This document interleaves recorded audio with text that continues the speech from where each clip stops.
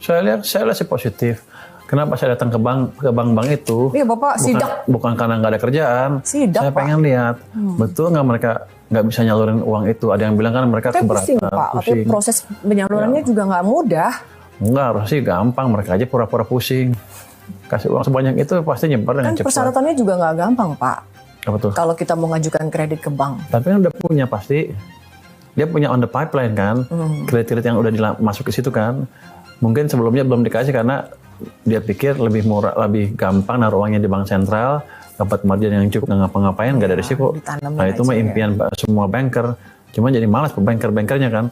Bukan begitu kerjaan banker yang betul. Bank yang betul adalah dikasih ada uang, dia akan ngasih proyek, akan membiayai ke proyek, dicari atau dihitung risikonya yang mana yang paling kecil dan profitnya paling tinggi, disalurkan ke arah sana.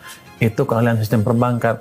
Makanya saya tarik uangnya dari BI ke perbankan, suruh mereka mikir, karena mereka pada dasarnya punya kemampuan itu, cuma malas saja. Jadi saya memanfaatkan kepintaran bankir itu yang di Indonesia untuk memilih proyek yang paling pas dan menyalurkannya ke perekonomian. Harusnya ekonomi akan makin bagus. Karena orang bilang kalau gitu kan, kalau uangnya banyak, bunga turun kan marginnya makin kecil. Margin makin kecil nggak apa-apa, tapi kalau volumenya makin besar, dia akan untung juga. Biasanya kalau ekonominya ekspansi, yang paling untung besar adalah perbankan. Orang masih salah lihat nih sekarang, uangnya katanya saham bank turun gara-gara ada itu. Enggak. Bentar lagi akan naik kencang. Kenapa? Yang paling untung ketika ekonomi ekspansi adalah perbankan. Saya lihat puluhan tahun, hanya orang sana belum sadar aja.